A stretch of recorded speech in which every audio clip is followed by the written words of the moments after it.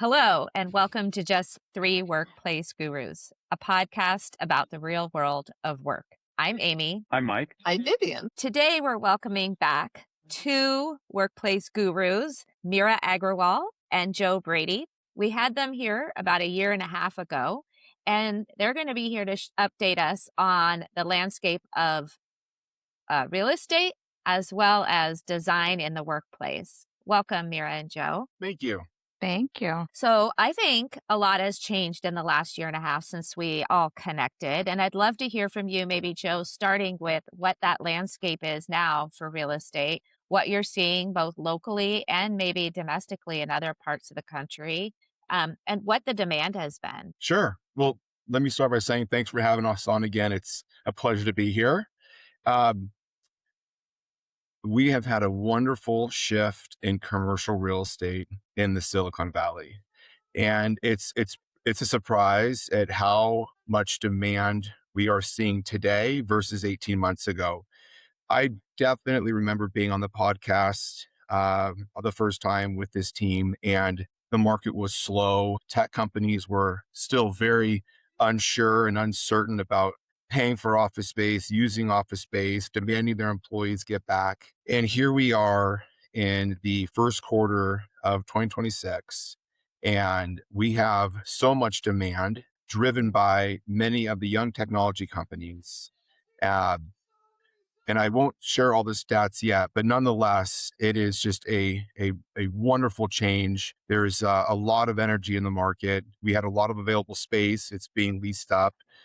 Trophy space is still going first. Amenities are still a top priority, but nonetheless, it is just a whole different world. Now, with all that being said, I also want to say the occupancy and how many of the tech companies' employees are actually coming back is still, maybe hovering 55, 60% of their total employees, but just the demand for space of all of these tech companies coming back into the market at various sizes and locations around the valley, that has really been the big push. Really That's exciting exciting to to hear. hear. That's very exciting. Yeah, And you have the smile, you have the joy in your face.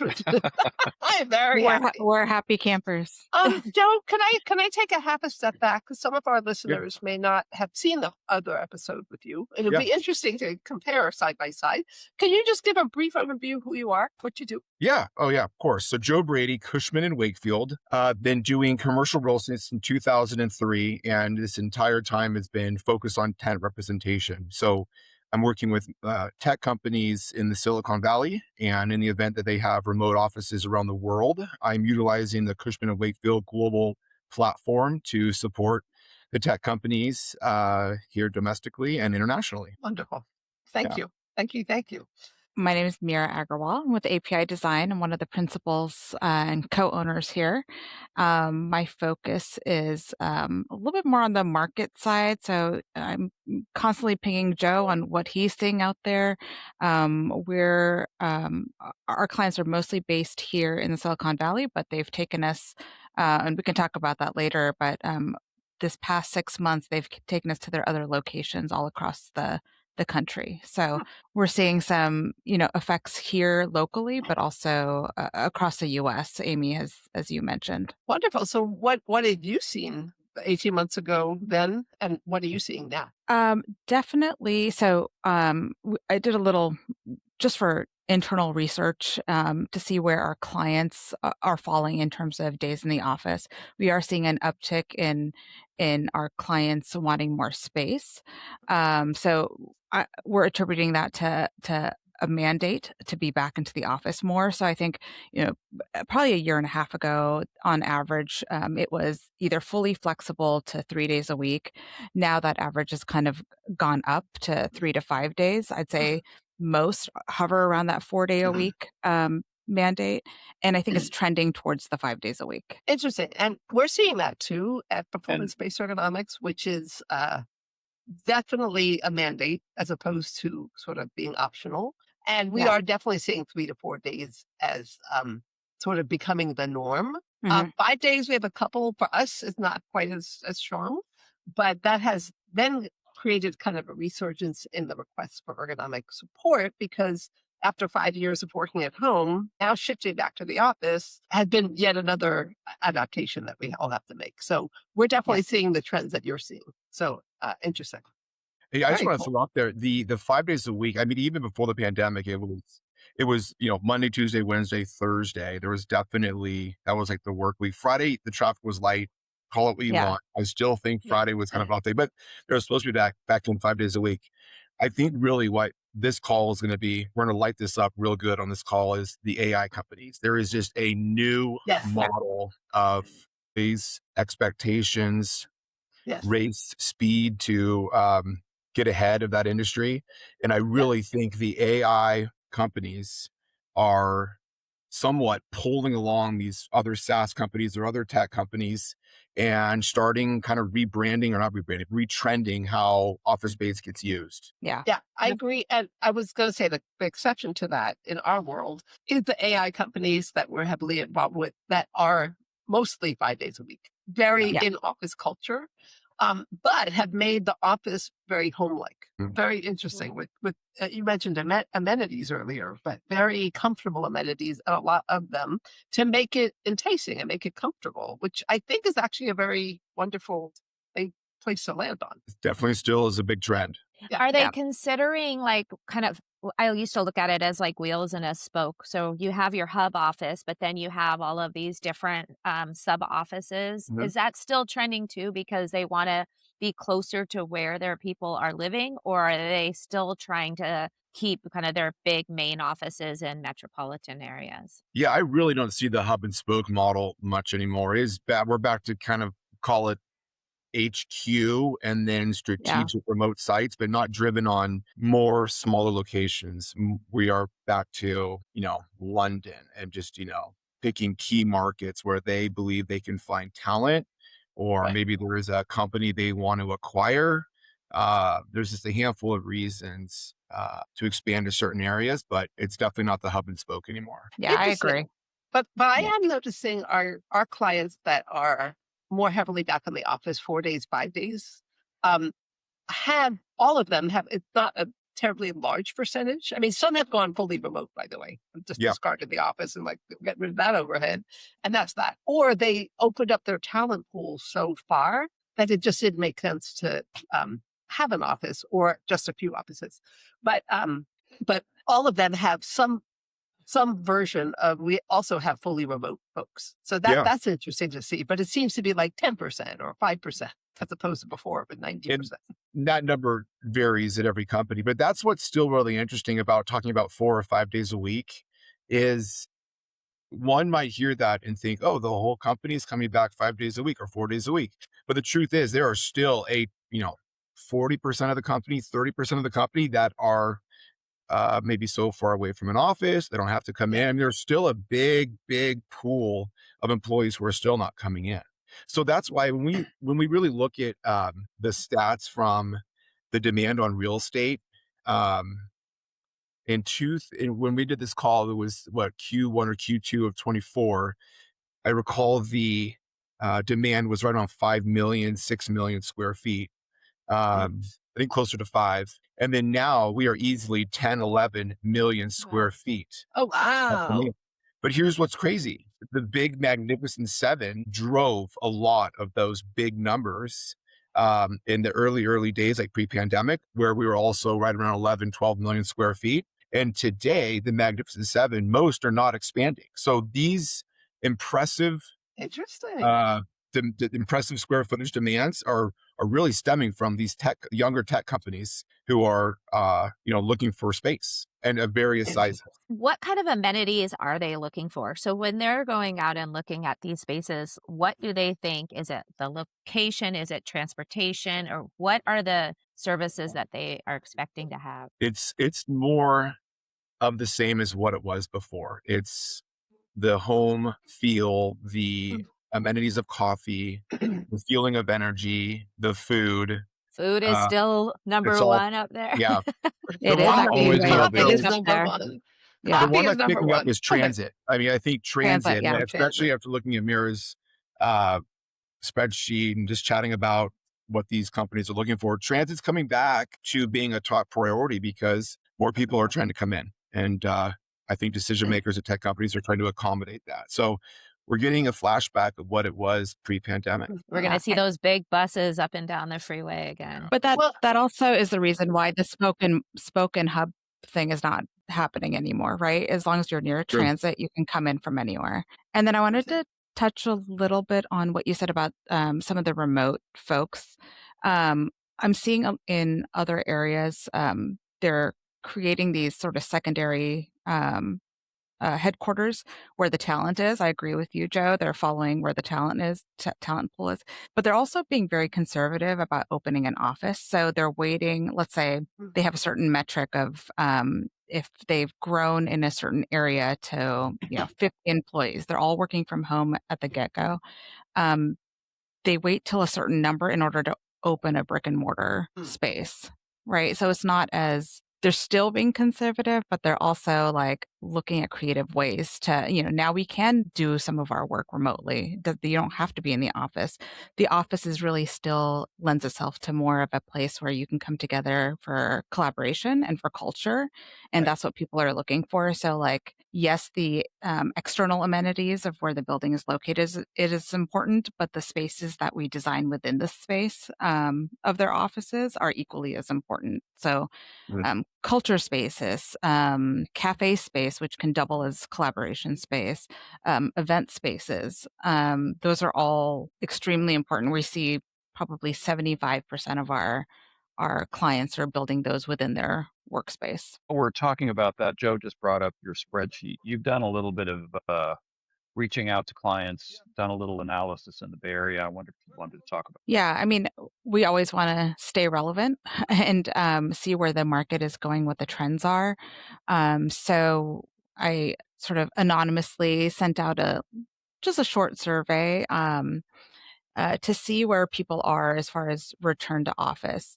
And so I took a couple different types. One's fintech, one was a hardware company, one is a software company, and one's AI. And just to get an idea of, what is their current attendance in the office and what is that dictated by? Is it a mandate? Is it a highly encouraged? Is it completely, up to the employee? How are they tracking this? Most of them are, either badge swipe or honor system. And I guess I could have asked more on, is there accountability that's tied to that? I haven't done that. I'm still trying to figure that out myself. We're 3 days a week in the office. And then, what are people actually meeting the mandates or requirements? And that one varies. And the AI companies, it's almost like they've drank the Kool-Aid. They're in it. They're going because they're passionate about what they do.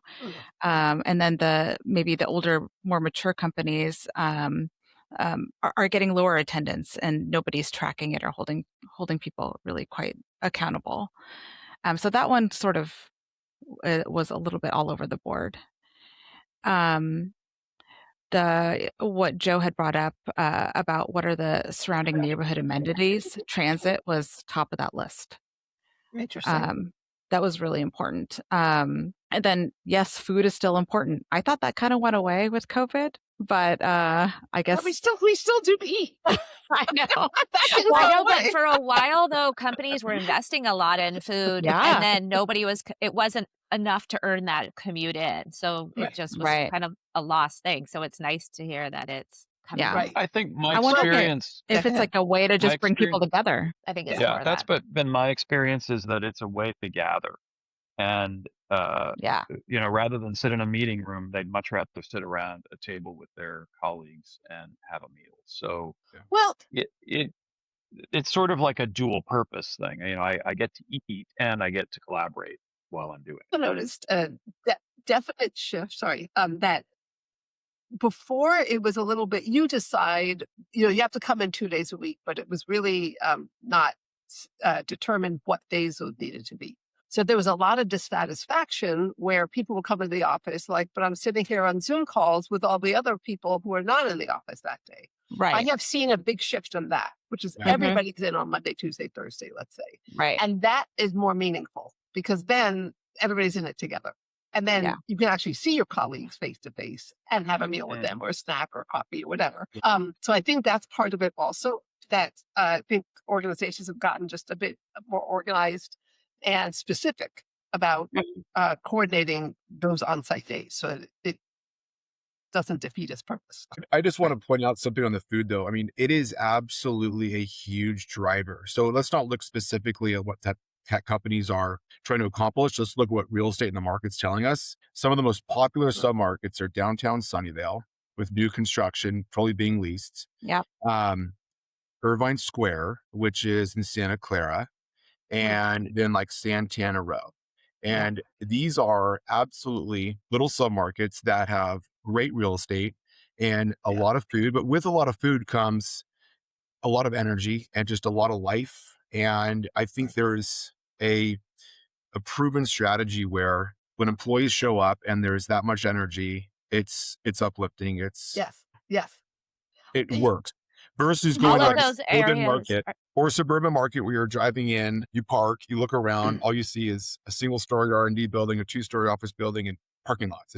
It's tough. It's not enjoyable. I think No, all you're those absolutely right. areas I you think it's- mentioned, though, too, have where you can run your errands during the day, right? Yeah. Or Yes. after Yeah. work. There I you go, can Amy. easily hit the grocery store and all Yes. those other things before I head home. And so that also is helpful. I couldn't agree more It's because I've seen this in New York City. a I saw it in San Francisco.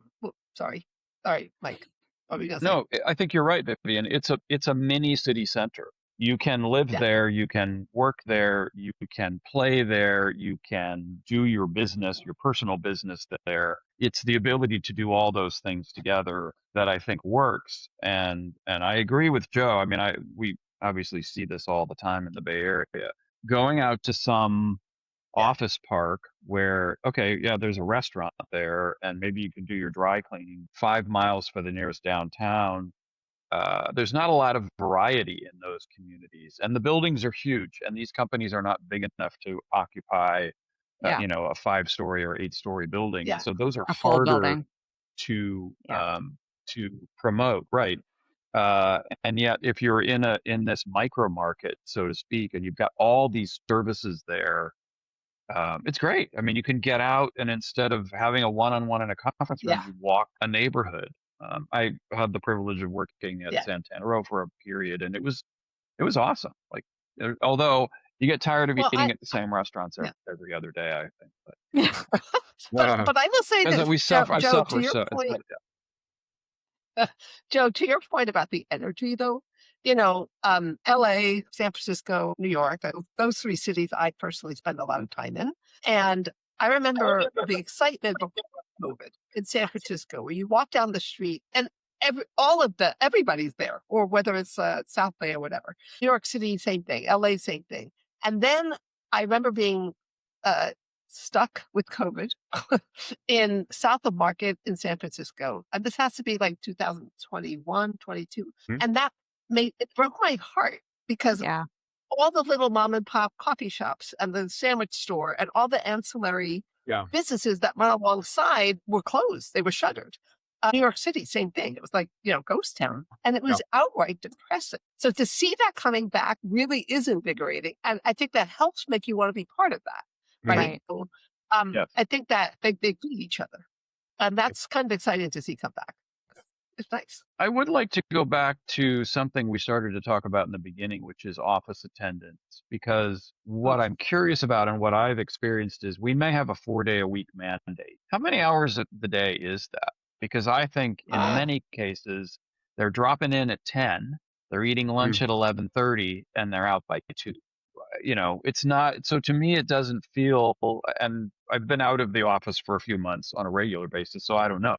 But it feels like it's more like a 4-hour day instead of an 8-hour day in the office. And so the commute is completely different because it seems like it stretches for more hours depending on when people are coming into the office. And to the point that you made a little earlier, Meera, in your data collection, nobody's tracking that. We don't really know when they're leaving the office. We may know when they badge in, but do we know? There's no badging out, so do we know when they're leaving?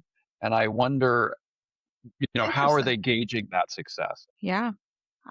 I Well, That's a good question. I don't know. I think there's a bigger thing to look at, and maybe this is not a bad thing. Like there are people who really thrive in the office because their home is just not conducive to work. There's people around, or it's just not a good space, or whatever. They just need to get out of their house. There are young parents who are just, being back in the Yeah. office full time during that point is murder. So I don't know if it's such a bad thing for people to then take agency back and say, I can go back to the office, but I'm going to make it work for me and have a blend. Part of my Yeah. day I'll do at home, part of my day I'll do in the office. So I don't know if that's a negative, or maybe that's something that is a good thing that's come out. I don't know. Well, No, I'm I not do saying think it's a that negative at all. I flexibility is, mean, I'm a huge proponent of understanding the individual and their needs. So if it's working, that's great. I just think we want to be realistic if we say it's, the mandate's there and people are back in the office. That's great, but are they there 8 hours a day? Well, no. So what are they doing, and how are they using the What does space that picture that actually your look like? team Yeah, design? interesting. Yeah. yeah. Mary, I think you were going to say something. Yeah, so I think flexibility still remains like a really big thing, a big amenity that you got to provide for your employees. And I think people are getting really creative on how to create that flexibility. So, as part of the research, one of the clients is doing sort of, you have to be in 5 days a week. However, you can pick 15 days where you can work from home Oh, throughout the year, right? interesting. And I know for us, we have a work from away policy, and that creates a little bit of flexibility of like, a week or two out of the year you can work from away. And if you are, like I'm a mom, we've got a lot of parents here that provide some flexibility in having to do some childcare, or if your kids Yeah. are older, and they don't demand all of your time, maybe you can still get a full day's worth of work in. So I think people are getting really creative on the flexibility part. And Mike, I think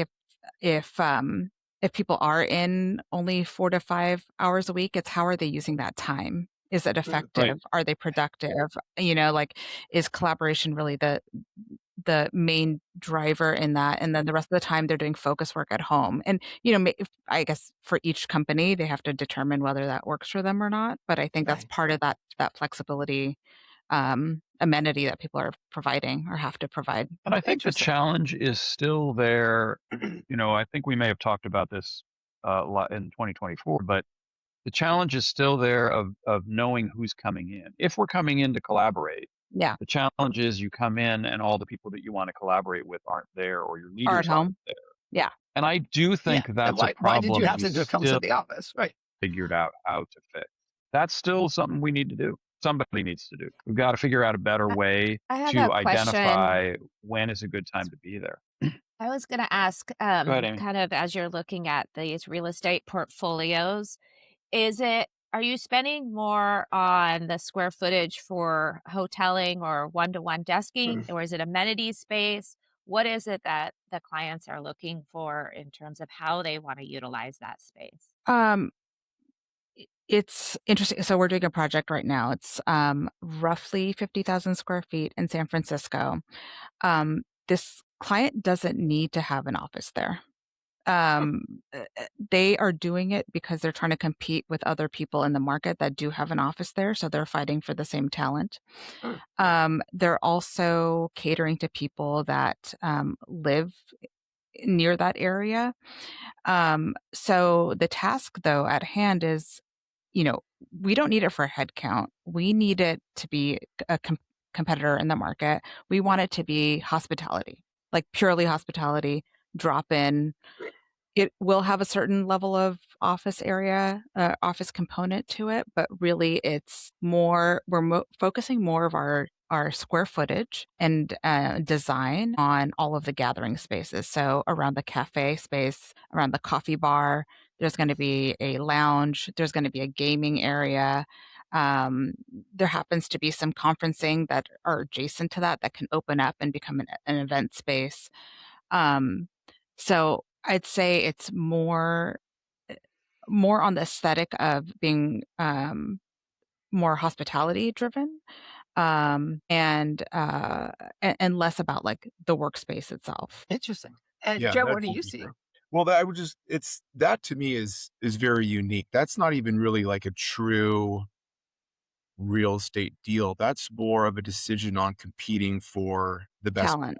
and the best employees. I mean, Totally. that is a Yeah. huge drive to be Yeah. the, better company in the city that someone looking for a job wants to work for. In the Yeah. South Bay, I have not seen that to the 50,000 square foot degree. We do see kind of experience centers or a kind of a demo center, Mhm. which is set up for specifically entertaining showpiece, Yeah. a little bit different than the typical drivers of commercial real estate.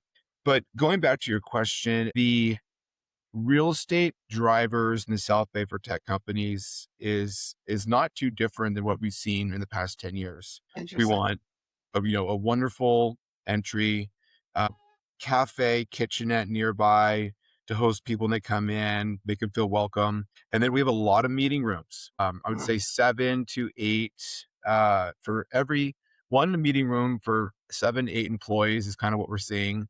Oh, wow, Um, that's high. open for workstation, open area for workstations, boardroom, all that typical, lounge area. But then somebody said the one for one, we're definitely one for one. There's no kind of hybrid or hot desking. Just it really Hmm. feels like we've gone back to the traditional, 2019. 2019. Um, there was one piece about what was said that I just want to touch on. As a broker, years ago, we were exposed to the feature of flexibility, but I'm very confident that the tech companies these days are less concerned about the flexibility and planning for real estate. I believe they still give flexibility to their employees, where Mhm. they, can come in if they're 70 miles away or 50 miles away. But the defined real estate requirements are more set. There's a purpose. These companies Mhm. now are they're sure of what they need. And so when we get an assignment, we get a requirement. It is well defined. I mean, we are going to the market specifically looking for something, and they are confident this is going to work for them for 1, 2, 3 years. Really?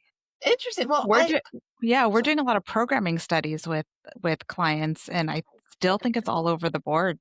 And I think it is tied to how many days they are in the office, how much they want to invest. And I'm seeing definitely shorter term, Mhm. um, like programming that's happening with flexibility on how we can increase that headcount within the next 2 years. So interesting. I'm seeing a lot of that, but maybe it might be the type of clients that I'm working with versus who you're working Well, with. if this gives any insight, again, from the ergonomic standpoint, one of the challenges we've had is the flexibility in what days people are coming back. So the hot desking, the hotel desking, whatever. That has a big impact on what kind of recommendations you can make for somebody because you're not going to carry a chair around. Or you Yeah, can't have big bulky. So you had to like have kind of a small list of portable items, and that's what you're left with. So one of the questions that we are very specific about is employees have assigned seating or is it hot yeah, desking? Tell us what that profile looks like. that's important. It started like maybe the spring of last year, but definitely the needle has moved to say, and this corroborates what you're saying, Joe, which is, oh no, we're back to assigned seating. Or anybody who's here, a firm 4 days a week, they get an assigned seat, but definitely a shift, which makes it easier for us, right? Because okay, this is your spot. Now we can really make it for you. Yep. Um, but that correlates with what you're saying. Yeah. Yeah, I think I I see a think lot more Joe, phone rooms too and focus spaces. Mhm. yeah, yeah. What do you They what do you what do you guys see in terms of co-working spaces? Because Mira, to your point earlier, we'll notice that, hey, we have 50 people here. Once we get to a threshold of whatever, we'll start in a co-working space or give them Yeah, access to a co-working space. And then at a certain head count, yes, it makes sense to have a permanent space. So do you see a lot of co-working being adopted? I do, and I see a lot of landlords and developers building in a space like that Mm. within their building, and they're using it as an amenity. And Joe, you could probably speak a little bit more to that, but they also get Interesting. first line of sight into, let's say, you have a company that's starting off in a little room with 4 desks, and they Right. grow, and then the landlord's there to say, hey, we have this suite, and this suite available for you to rent. So no longer like sort of the WeWork, but it's more of it's managed and run by the landlord. Interesting. So it's almost mixed use building. We Mhm. have permanent office space, we have co-working, and you can grow into one of our spaces. Exactly. What are you seeing, Joe? Same. It's very popular. It's a very affordable way to get a dot in the map. Um, get a few people working, get more people working. I think the interesting piece that I see is at what point do you want to get into a leasehold space? And I think usually the Yeah, numbers yeah, start to reflect at least a comparison right around 25 employees. And then also there's a culture piece. I mean, listen, if it's an AI company and they're wanting to make more of a splash, they're not going to do a WeWork or co-work. They're right, going to get right. something very impressive. Yeah, But yeah, I think, it's still the co-working piece is still very popular and it's a very smart way to put your foot in the water in that. very Yeah. interesting. Amy, what are you seeing from the design space? It's very much aligned to what both Joe and Meera have talked about. We've done more work for landlords now in helping Right. create those amenity spaces. I also think we've done a lot more work on what are called EBCs or those types of event spaces. Seems like Okay. that companies want to invest more um, in those types of experiential things and less on the workstations and things like that. You know, people come into the office, it's really about that experience that they want to have when they come in. They have a desk and a chair at home. And so Right. it's how are they going to connect? Mira, you mentioned phone rooms and smaller conference rooms being more utilized. I think that's because they're doing things much like us right now, where we're taking a lot of Zoom calls or a lot of video conferencing. You can't do that in the open environment. So needing to have a touchdown space that's really close by, I think is super important too. I wanted to ask the question, looking back, we talked about how these types of mandated days or amenities, it all starts from the leadership and how that culture is brought in. And I was wondering, is that still the case? Has anything changed? Um, how are also people responding to the word mandate Mm. culturally? And so I was wondering if you've come across any of that in the more recent days. I'll start. So I definitely have seen CEOs, C-suite, top down in the office more. Yeah. It is, I think that was a big discussion point early on when there was a lot of uncertainty. And I Yeah. think executives have stepped up. They're showing up at some rate, but certainly more so than before. Yes. And as it relates to like the employee's response to mandate, again, those conversations on the brokerage side have really gone away. We are again, Mir and I have a different point of view, but when we're working with our clients and we're helping them diagnose what they need, we are finding ourselves in a more certain position. I mean, these are more defined requirements. They know kind of what their forecast looks like. Right. And I'm not saying it's set in stone. I mean, there's a lot of variations, but it's very similar to pre-pandemic. I mean, there was, Mm. you're growing 30 employees every quarter, whatever it may be. In this case, it's less. But there's a defined strategy, and then we go to the market accordingly. So Yeah. No, I agree. I think it's more defined than a year and a half ago. Oh yeah. Mike, That think was of that was a your big gist of role. our Yeah. conversation. Was like Yeah. unexpected Yeah. unknowns. I think, Mike, I remember you feeling very challenged in your role of like, what does the space look like? How do I plan for people? Because you were not mandating anyone to come in. And so how do you plan for how much food to have and how many Right. desks need to be utilized and all of that? So Right. You're absolutely right. this is more formulaic again, right? Yeah. And I that think it's is formulaic, and I think I get what Joe is saying about how they have a more clear sense of what they want. I would just pose the question, are they getting what they want after all is said and done? And I don't know that well, that'll be our part 3 they right. in a year from now. I'm serious. We should gather again and see what the benchmarks are looking like.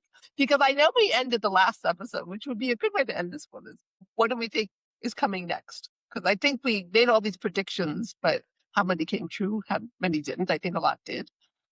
Joe, where do you see this going? Do you think we've all right, landed? Do you think it's still going to evolve? What do you see? We've I never think landed. we are. I believe that we're going to see about double the AI companies that we have now. Yeah. I think we're right around 800 or so in the Silicon Wow. Valley. I think the next few Okay. years it's going to double that is my guess. Wow. I do I think not you're right. see, yeah, I do not see construction and new inventory coming on anytime soon. So we have a very interesting supply demand dilemma happening here. We've got demand growing. And as I mentioned, what's significant is Magnificent Seven is not a big part of that. And that might change Very interesting. in the next 12 Yeah. to 24 months. We'll see. Yeah. But with no new supply or very, very limited new supply, demand growing, I'll be interested to see what kind of Class B buildings get sought after to improve Yeah. and Interesting. get cleaned up and get brought back Interesting. into the running. Yeah. I mean, I think Yeah. it's going to be, because again, these little submarkets that we were chatting about, Santana Road, downtown Yeah. Sunnydale, Santa Clara. I mean, these pockets are pretty well occupied. I mean, there's, under 1% vacancy in Santana Row. So can't go there Interesting. anymore. So now what are you going to do? So Yeah. anyway, that's my two cents. That's a very cool prediction. Meera, what do you think? I mean, I agree with Joe. I think AI and robotics. I think those are the two Robotics. areas that I think are going to be growing like crazy. We're seeing it right now, um, and I think it's going to be like 2019 on steroids. And Mm. we've sort of seen this. It's cyclical, right? We've seen this in many different markets. You know, when tech first started, there's that boom. There's a life science boom. Right now, it's the AI robotics boom. And I do agree that, obviously resources and investment in new buildings stopped during COVID, and rightfully so. Nobody wanted to spend that kind of money, not knowing sort of the unpredictability of what was going to happen once we came out of this. And so there will be, I think, they won't be able to produce buildings fast enough to keep up with the demand of how fast AI and robotics is growing. So it'll be, I mean, it'll keep us all employed, which is great. Well, all of us, right? But anyway, very interesting. Very well. I really think we should come back together again a year from now We'll see if we're and, right. and just kind of see and keep this up. But all right. Well, thank you so much for joining us again. And for our listeners out there, thank you so much too. And any last words for anybody? Not from me. Good luck. No, just exciting times. Thanks for the Yeah. positive news. Yeah. Exactly. It's exciting. We'll do our best to keep it going. All right. Thank you. Thank you both All for right, joining thanks us. all. Thanks for having Of us. Yes, course. thank Thank you very you. Thank you. Bye. Okay. Have a good weekend. And we're off. Thanks again, everybody. It was great.